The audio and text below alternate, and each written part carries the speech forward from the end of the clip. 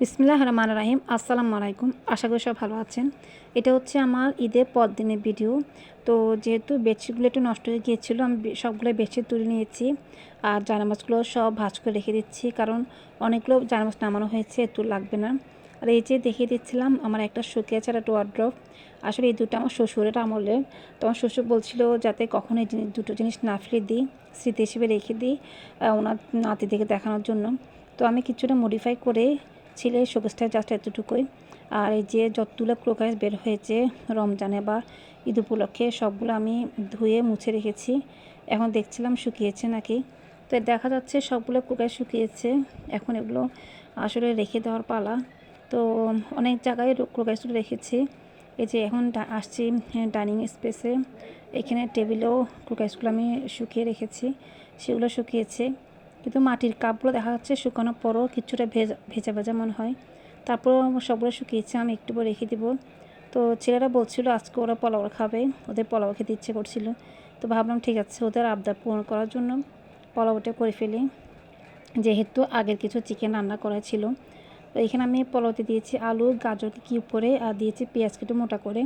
আর এখানে আদা আর এলাচটাকে আমি একটু থেতো করে দিয়েছি। এভাবে আদা আর এলাচটা থেতো করে দিলে খুব সুন্দর ফ্লেভার আসে। আরও দিয়েছি আমি কয়েকটা কাঁচা বাদামকে থেতো করে। আর দিব এখানে কিশমিশ। কিশমিশটা আমার বড় ছেলে খুব পছন্দ করে, ইদানিং দেখা যাচ্ছে পোলাওতে। তো সবগুলো উপকরণ খুব ভালো করে ভেজে নিচ্ছি। আর এখানে আমি একটা ইউজ করব পোলাওতে ডিম। পোলাও রান্না করে একটা ডিম দিলে খুব সুন্দর ফ্লেভার আসে পোলাও থেকে। আর পোলাওর টেস্টটা আসলে চেঞ্জ হয়ে যায়। আমরা গতানুগতিক যে পোলাওটা রান্না করি তার থেকে পোলাওটা অন্যরকম টেস্ট হয়। মানে কোনো কিছু ছাড়ে আপনি শুধু শুধু পোলাওটা সালাদ দিয়েও খেতে পারবেন, খুব ভালো লাগে, যেহেতু ডিমটা থাকে। খুবই টেস্ট হয়, যদি এভাবে ট্রাই করেন খুব ভালো লাগবে। তো যারা এতক্ষণ পর্যন্ত আমার সাথে ছিলেন তারা অবশ্যই একটা লাইক করবেন, সাবস্ক্রাইব করবেন, খুব ভালো লাগবে। আর এখানে আমি একটা পেঁয়াজকে একটু মোটা করে দিয়েছি, তাহলে পেঁয়াজটা একটু ক্রাঞ্চি থাকবে। যেহেতু এটা ভাজা ছাড়া পেঁয়াজ ছিল, তেমন একটা নরম হয়ে যাবে না।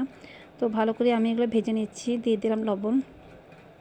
আমার কাছে মনে হচ্ছে পোলাও রান্না করার সময় আসলে যত ভালো করে ভেজে নেওয়া হয় তত বেশি ঝরঝরে থাকে, তত বেশি সুন্দর হয়। এই জন্য অনেকক্ষণ সময় নিয়ে যে কোনো পোলাও করি বা বিরিয়ানি করি খুব সময় নিয়ে ভেজে নিই, চুলাটা একদম ডিম করে।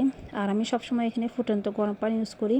তো পানিগুলো আমি আসলে মেপে বসিয়ে দিই, যার কারণে আমার তেমন সমস্যা হয় না, দিয়ে দিই। কারণ তা না হলে আমার দেখা যাচ্ছে মানে নরম হয়ে যায়। আর এখানে দিয়ে দিব ভিনেগার, এটাও খুব ঝরঝরে করে পোলাওটাকে। আর যেহেতু ভাবছি বাচ্চারা পছন্দ করবে, খাবে, তাহলে একটু টেস্ট করার জন্য দিয়ে দিচ্ছি গোলাপ জল আর কেওড়ার জলও দিয়ে দিচ্ছিলাম।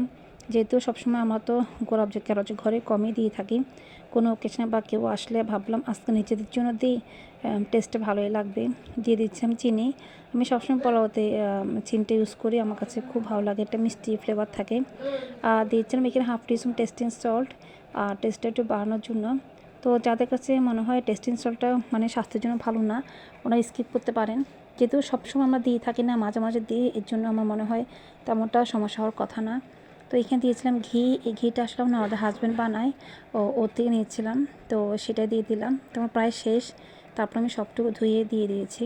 এখন এই পোলাওটা একদম পানি শুকিয়ে আসছে, আমি এখন তাও বসিয়ে পোলাও দমে বসিয়ে দিচ্ছি। দমে বসিয়ে দিলাম। তো পাশের চুলে আমি চিকেনগুলোকে বের করে গরম বসিয়ে দিয়েছি। সামান্য একটু পানি দিয়েছিলাম, যেহেতু ভালো করে বয়েল হওয়ার পর পানিটা অনেকটু কমে আসে। তো এই যে আমার পোলাও ফাইনাল লুকটা দেখা যাচ্ছে, খুবই ঝরঝর হয়েছে আর খুবই সুন্দর ফ্লেভার আসছে। এখন আমি সবাইকে সার্ভ করে দিচ্ছি।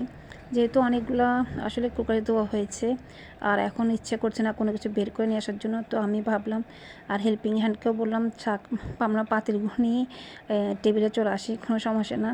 কারণ আমরাই তো, তারা আপনারাও তো, আর আমার আপনজনের মতোই, সমস্যা হবে না। তো সেই যে কথা সেই কাজ, পাতিল নিয়ে চলে আসলাম টেবিলে। তো সবাইকে আমি সার্ভ করে দিচ্ছি, সবাই বসে আছে। আসলে ক্ষুধা না লাগলেও শরীরটা কেমন টায়ার্ড ঈদের পরে, আর এই জন্য যত তাড়াতাড়ি মনে হচ্ছে একটু খাওয়া দাওয়া শেষ করে রেস্ট নিতে পারলে দেখা যাচ্ছে মানে ভালো লাগবে। তো অনেক কথা বললাম, অনেক কিছু শেয়ার করলাম, সবার যে কেমন লাগলো অবশ্যই জানাবেন কমেন্টস করে। সবাই খুব ভালো থাকবেন। আর আমার রেসিপিটা খুব অল্প উপকরণে দেখিয়েছি, আসলে খুব ভালো হয়েছে, টেস্ট হয়েছে। বাসায় সবাই একবার ট্রাই করবেন। আর আজকের মতো এখানে বিদায় নিতে হচ্ছে। আর সবাই খুব বেশি ভালো থাকবেন, আমার জন্য দোয়া করবেন। আল্লাহ হাফেজ।